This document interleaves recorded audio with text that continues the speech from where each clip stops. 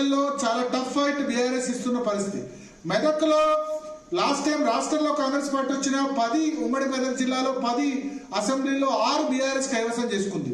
So మెదక్లో కూడా చాలా టఫ్ ఫైట్ ఇచ్చింది. ఈ 2 జిల్లాలు చాలా టఫ్ ఫైట్ ఉన్నాయి. మెదక్ సంబంధించి ఒకసారి మెదక్ కానీ లేదా అదేవిధంగా ఈ డిస్ట్రిక్ట్ సంబంధించి గ్రాఫిక్స్ ప్లే చేయండి. ఎస్, నగేష్ సిద్ధంగా ఉన్నారు. నగేష్ సిద్ధంగా ఉండే ముందు ఒకసారి గ్రాఫిక్స్ కూడా మెదక్ జిల్లాకు సంబంధించి మనం ప్లే చేయగలరు. మెదక్ జిల్లాకు సంబంధించిన ఒక్కొక్క మున్సిపాలిటీని నేను విశ్లేషిస్తాను. మెదక్ జిల్లాలో కార్పొరేషన్ ఏది లేదు సార్. ఇంతకుముందు కరీంనగర్లో రామగుండంలో కాంగ్రెస్ ఈజీగా గెలిచే పరిస్థితి మనకు కనిపిస్తుంది రామగుండం మున్సిపాలిటీలో.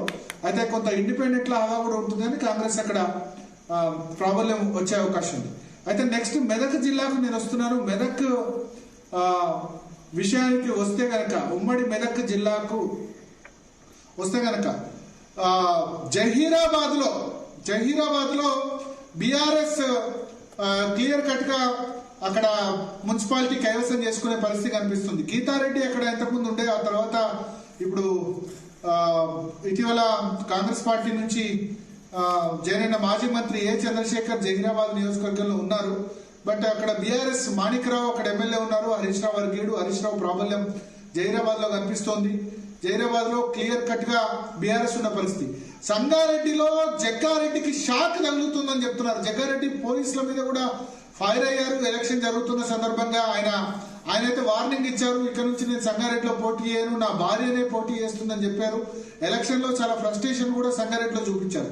కానీ సంగారెడ్డిలో బీఆర్ఎస్ చాలా క్లియర్ గా అక్కడ మెజారిటీ స్థానాలు గెలిపించుకునే పరిస్థితి కనిపిస్తుంది. చింతా ప్రభాకర్ అక్కడ ఎమ్మెల్యే. హరీష్ రావు దగ్గరుండి ప్రచారం చేశారు. జగ్గారెడ్డిని ఓడగొట్టేందుకు హరీష్ రావు చాలా గట్టిగా సంగారెడ్డిలో తిరిగారు. అది వర్కౌట్ అయినట్టే కనిపిస్తుంది. సంగారెడ్డి ప్రచారం సందర్భంగా, ఉమ్మడి మెదక్ జిల్లా ప్రచారం సందర్భంగా హరీష్ రావు చాలా క్లియర్ గా అన్నారు, అన్ని జిల్లాలు రేవంత్ రెడ్డి తిరుగుతున్నాడు, ఉమ్మడి మెదక్ జిల్లాకి ఎందుకు రావట్లేదు, నేనంటే భయమా, హరీష్ రావు ఉన్నాడంటే భయమా అని చెప్పి ఆయన చెప్పిన పరిస్థితి మనకు కనిపిస్తుంది. సో సంగారెడ్డిలో మనకు బీఆర్ఎస్ ప్రాబల్యం చాలా క్లియర్ గా కనిపిస్తుంది. బీఆర్ఎస్ గెలుచుకునే పరిస్థితి కనిపిస్తుంది. మనం ఓవరాల్ గా మెదక్ మున్సిపాలిటీ చూసుకుంటే బీఆర్ఎస్ కి ఎక్కువ వార్డులు వచ్చేటట్టు కనిపిస్తున్నాయి కాంగ్రెస్ కంటే.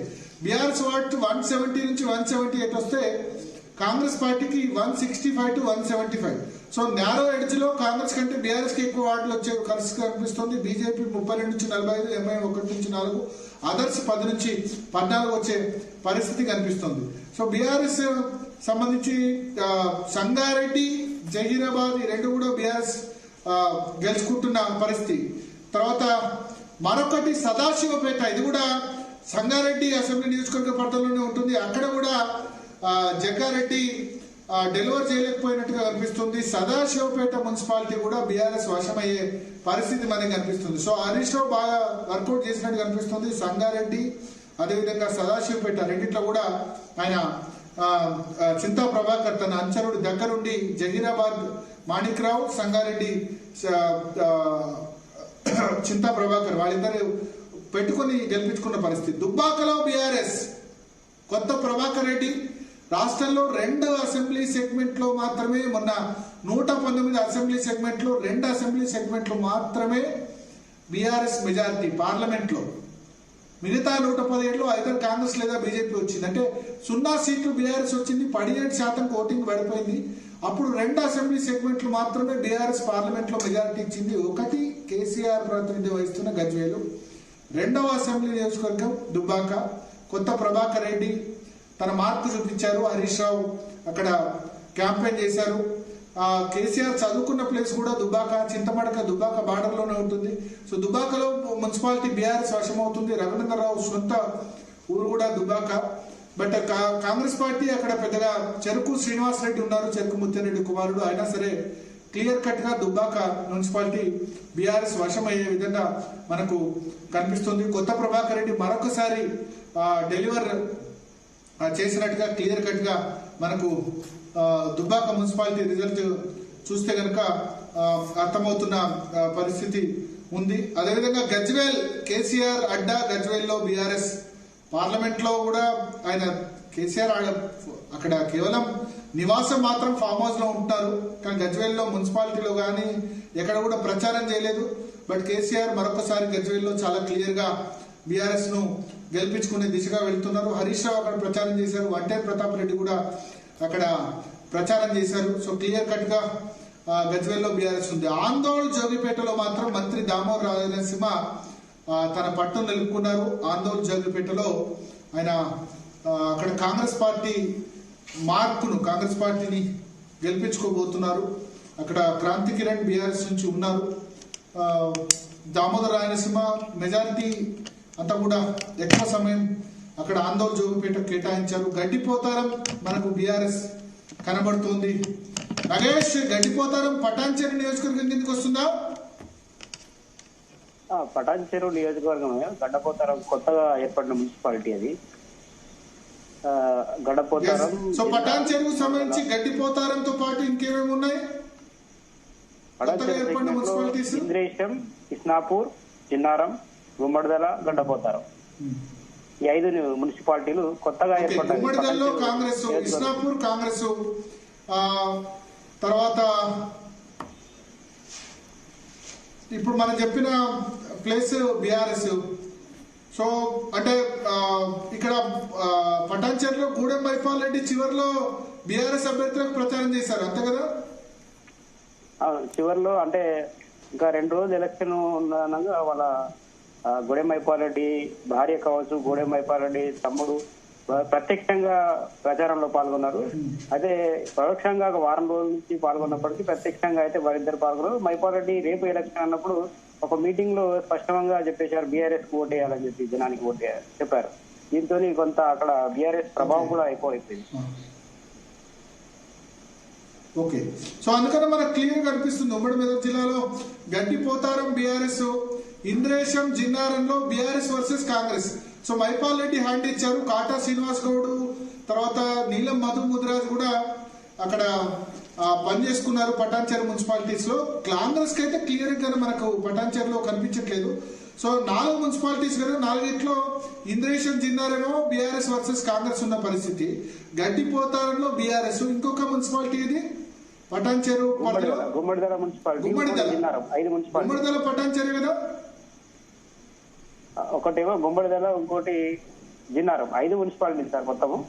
5 మున్సిపాలిటీలో అక్కడ ఇంద్రేశం, ఇస్నాపూర్ అనేది పటాన్చెరుకు సమీపంలో ఉంటాయి. మిగతా 3 మున్సిపాలిటీలు జిన్నారం సరౌండింగ్ లో ఉంటాయి. ఓకే, సో తూప్రాన్ లో బీఆర్ఎస్ వర్సెస్ కాంగ్రెస్. తూప్రాన్ గజ్వేల్ కిందకి వస్తుంది కదా? అవును, తూప్రాన్ అనేది అక్కడ జిల్లా ఏమో మెదక్ వస్తుంది, అసెంబ్లీ సెగ్మెంట్ మాత్రం గజ్వేల్ కు వస్తుంది. గజ్వేల్ కు సమీపంలో ఉంటుంది కాబట్టి అక్కడ కేసీఆర్ ప్రభావం ఎక్కువ. సో అసెంబ్లీ సెగ్మెంట్ గజ్వేల్ అంటే బీఆర్ఎస్ వర్సెస్ కాంగ్రెస్ అంటే మరి కాంగ్రెస్ వస్తే కనుక కేసీఆర్ కి షాక్ తగిలినట్టే కదా గజ్వేల్లో. గజ్వేల్ అయితే బీఆర్ఎస్ కు వస్తుంది, కానీ అక్కడ తూప్రాన్ గనక మున్సిపాలిటీ గనక కాంగ్రెస్ కు వస్తే కేసీఆర్ కు పరాభవమే అవుతుంది కదా. అవును సార్, అంటే ఇప్పుడు నర్సాపూర్ టు గజ్వేల్ మధ్యలో ఉండే తూప్రాను అటు కాంగ్రెస్ ప్రభావం ఉంటుంది, ఇటు బీఆర్ఎస్ ప్రభావం ఉంటుంది. కొన్ని మండలాలు బీఆర్ఎస్ అనుకూలంగా ఉంటాయి, కొన్ని మండలాలు కాంగ్రెస్ అనుకూలంగా ఉంటాయి. కాబట్టి అక్కడ కొద్దిగా టైట్ ఉందని. తూప్రాన్ మున్సిపాలిటీ కంప్లీట్ గా గజ్వేల్ నియోజకవర్గంలోనే ఉంది కదా? గజ్వేల్ నియోజకవర్గం అక్కడ మున్సిపాలిటీ, తూప్రాన్ మున్సిపాలిటీ గజ్వేల్ నియోజకవర్గంలోకి వస్తుంది. 16 నియోజకవర్గం అంటే కేసీఆర్ నియోజకవర్గం. మరి కేసీఆర్ నియోజకవర్గంలో కాంగ్రెస్ టఫ్ ఫైట్ ఎట్లా ఇచ్చింది? అక్కడ నియోజకవర్గ ఇన్ఛార్జా లేకపోతే మైనపల్లి హనుమంతరావు తిరిగారా? సో ఒకవేళ అంటే ఇప్పుడు ఎన్ని వార్డ్స్ ఉన్నాయి తూప్రాన్ లో? ఎవరికి ఎంత అడ్వాంటేజ్ ఉంది? బీఆర్ఎస్ కి ఎన్ని ఉన్నాయి, కాంగ్రెస్ పార్టీకి ఎన్ని వచ్చే అవకాశం ఉంది తూప్రాన్ లో? తూప్రాన్ లో ఉన్న 16 వార్డులలో బీఆర్ఎస్ 8 నుంచి 9 గెలుచుకోవచ్చు అని చెప్తున్నారు. కాంగ్రెస్ కు 7 వరకు వచ్చే అవకాశం ఉంది. కొంత స్వతంత్ర ప్రభావం కూడా అక్కడ కనిపిస్తుంది.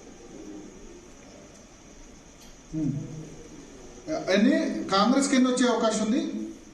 కాంగ్రెస్ కు 7 వరకు వచ్చే అవకాశం ఉంది. బీఆర్ఎస్ కు 8 నుంచి 9 వచ్చే అవకాశం ఉంది. కాబట్టి అక్కడ స్వతంత్ర ప్రభావం ఉండే అవకాశం ఉందని చెప్తున్నారు. దాంతో టగ్ ఆఫ్ వార్ అయితే ఉంది రెండుటి, అటు కాంగ్రెస్ కావచ్చు, బీఆర్ఎస్ కావచ్చు.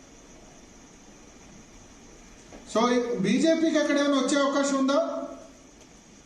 బీజేపీ 1 సీటు గెలుచుకునే అవకాశం ఉంది. కాకపోతే ఈ రోజు సమీకరణాలు మారిన నేపథ్యంలో అవి స్వతంత్ర అభ్యర్థి లేదంటే బీజేపీ గెలిచే అవకాశం ఉందని అయితే చెబుతున్నారు. ఓకే, సో కంఫర్టబుల్ గా అయితే లేదు. కేసీఆర్ ఓటు వేయాల్సిన పరిస్థితి వస్తుందా ఎక్స్ అఫీషియో మెంబర్ గా? ఉండొచ్చు సార్, ఎందుకంటే అక్కడ కంఫర్టబుల్ గా అంటే ప్రస్తుతం ఉన్న మారిన పరిస్థితుల నేపథ్యం ఒకటి, మల్లన్న సాగర్ ఎఫెక్ట్ కూడా కొంత అక్కడ ప్రజలు కొంత వరకు అయితే కాంగ్రెస్ వాళ్ళు ప్రభావితం చేసే ప్రయత్నం చేశారు.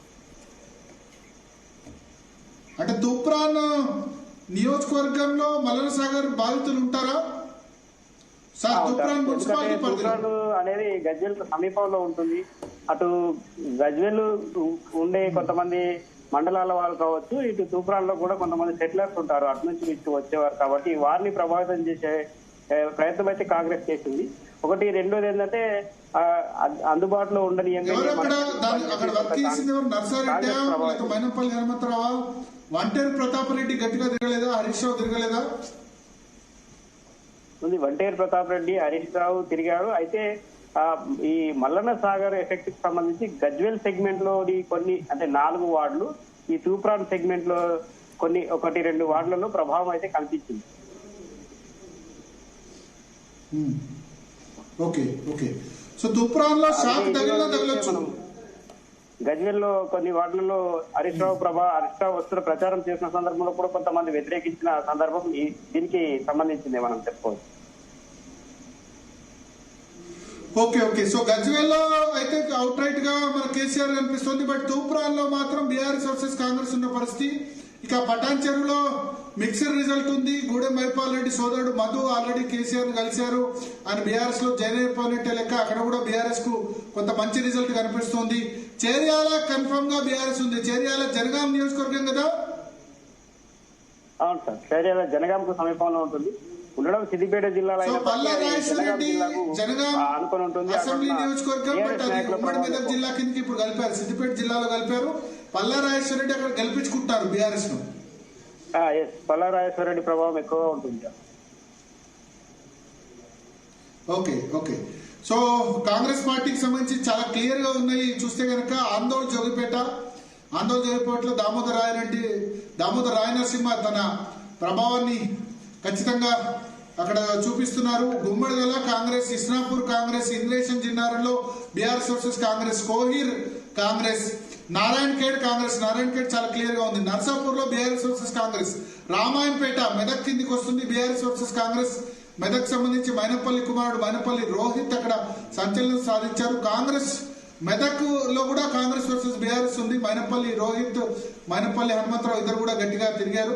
సో మెదక్ రామాయంపేటకు సంబంధించి 2 చోట్ల కూడా బీఆర్ఎస్ వర్సెస్ కాంగ్రెస్ చూపిస్తున్నారు నగేష్. సో ఏంటి మెదక్ తర్వాత రామాయంపేటలో ఏం జరిగింది? ఎందుకు ఇంత టఫ్ ఫైట్ నడుస్తుంది? రామాయంపేటలో అయితే వీరిద్దరు మైనంపల్లి హనుమంతరావు మెదక్ పైన ఫోకస్ చేస్తే, మైనంపల్లి రోహిత్ రావు రామాయంపేట పైన ఫోకస్ చేశారు. ఈ నేపథ్యంలోనే ఈ 2 అటు మున్సిపాలిటీల పైన కాంగ్రెస్ తగ్గఫర్ అనేది కనిపిస్తుంది. అయితే మొదటి నుంచి అంటే ఈ పద్మా దేవేందర్ రెడ్డి గత అసెంబ్లీ ఎన్నికల్లో ఓడిపోయిన క్రమంలో చాలా మంది కాంగ్రెస్ లో చేరారు. ఆ నేపథ్యంలో ఆ ప్రభావం కూడా కాంగ్రెస్ పై ఉంది. ఓటర్లకు కూడా ఇటీవల కాలంలో మైనంపల్లి దగ్గర అవుతున్న సందర్భంలో అక్కడ కాంగ్రెస్ కు కొంత అనుకూల వాతావరణం ఏర్పడింది. Okay okay okay, so clear cut గా ఎవరేం చెప్పలేము అక్కడ అంటే రామాయంపేట కావచ్చు, మెదక్ కావచ్చు. గత అసెంబ్లీ ఎన్నికల్లో ఏ విధంగా అయితే పద్మా దేవేందర్ రెడ్డి ఊహించిన రీతిలో ఓడిపోయిందో, ఈ మున్సిపల్ ఎన్నికల్లో కూడా 1-2 వార్డుల మినహాయింపు ఉంటది, అంతకంటే ఏముండదని చెప్తున్నారు. ఎందుకంటే ఒకవేళ కాంగ్రెస్ కు 2 వార్డులు మెజార్టీ వస్తే స్వతంత్ర ప్రభావం ఉండొచ్చు, లేదంటే బీజేపీ ప్రభావం కూడా ఉంది మెదక్ లో. 1-2 వార్డులు బీజేపీ గెలిచే అవకాశం ఉంది. Okay okay, so Narayankhed, Kohir Congress, Ramayampet, Toopran, Cheryal. Ramayampet Toopran లో BRS versus Congress, Cheryal BRS, Sangareddy BRS, Zaheerabad BRS, Medak Congress versus BRS, Sadasivpet BRS, Dubbaka BRS, Gajwel BRS. So ఉమ్మడి మెదక్ జిల్లాలో తన పట్టును బీఆర్ఎస్ నిలుపుకుందని చెప్పాలి. కేసీఆర్ సొంత జిల్లా, హరీష్ రావు మొత్తం చక్రం తిప్పారని మనం చెప్పాల్సి ఉంటుంది. ఇక లాస్ట్ నర్సాపూర్ లో మాత్రం BRS versus Congress, Sunitha Laxma Reddy sitting MLA ఉన్నారు. సో ఓవరాల్ గా ఉమ్మడి మెదక్ జిల్లాకు సంబంధించిన పరిస్థితి ఇది. సిద్దిపేటలో లేదు ఎలక్షన్, ఎందుకంటే సిద్దిపేటలో తర్వాత ఎలక్షన్ జరుగుతుంది వేరుగా. సిద్దిపేట కానీ, ఖమ్మం కానీ, వరంగల్ కానీ ఇవన్నీ చోట్ల కూడా వేరే ఎలక్షన్ జరుగుతుంది అక్కడ. సో హరీష్ రావు ఉమ్మడి మెదక్ జిల్లాలో చక్రం తిప్పారని మనం చెప్పాల్సి ఉంటుంది. కేసీఆర్ కూడా తన సొంత జిల్లాలో ప్రాబల్యం నిలుపుకున్నారు. ఇక నెక్స్ట్ జిల్లాకు వెళ్దాం. పీసీఆర్